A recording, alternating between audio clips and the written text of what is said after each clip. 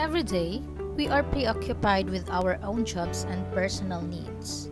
We can go wherever we want on a sunny day, go to the beach, go shopping for relaxation, and so on. Regardless of the fantastic days we've had, we cannot deny the possibility of bad days, and that is the disasters. This is why we established the Barangay Disaster Risk Reduction Management Council. Barangay Disaster Risk Reduction Management Committee, or BDRRMC, which is led by the chairperson, is responsible for setting the direction, development, implementation, and coordination of disaster risk management programs within their directorial jurisdiction. Structure. This is the structure with the names from the student government of Philippine Normal University Mindanao as officers.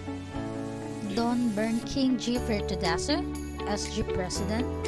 Nilo C. Haro Jr., Vice President for Internal Affairs Operational Admin. Ana Pamela B. Bandoy, General Secretary and Mitigation Subcommittee. Ralph B. Original, Assistant Secretary, Preparedness Subcommittee. Garl Jabi M. Daug, Vice President for External Affairs Recovery and Rehabilitation Subcommittee. Shanli Mangumayaw, SWECOM Chairperson, Response Subcommittee. Fernando Perales Jr., POCOM Chairperson, Research and Planning Team. NSTP ROTC, Security and Safety Team. Mark Jobert Gagape, ADRCOM Chairperson, Education Team. Class Mayors, Damage Control Team. Now, let's talk about the roles of each officer. Within their geographical jurisdiction, they direct the creation, implementation, and coordination of disaster risk management programs, develop and coordinate disaster risk reduction and management strategies in accordance with the National Council's recommendations. At the local level, facilitate and assist risk assessments and contingency planning efforts.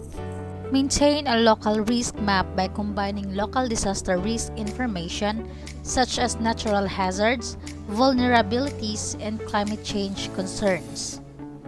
Organize and perform disaster risk reduction and management training, orientation, and knowledge management activities at the local level.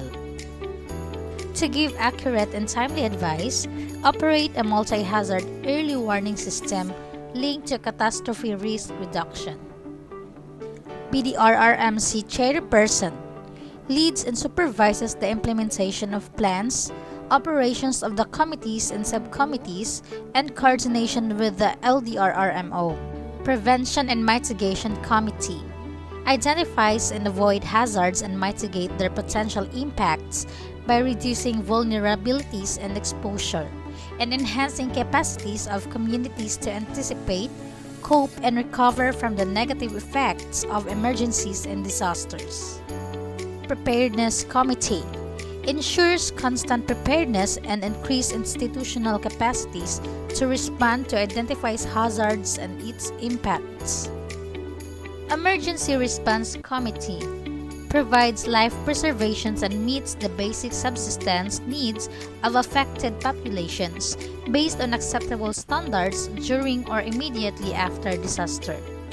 Recovery and Rehabilitation Committee restore and improve facilities, livelihood, and living conditions and organizational capacities of affected communities, and reduce disaster risks in accordance with the Building Back Better principle.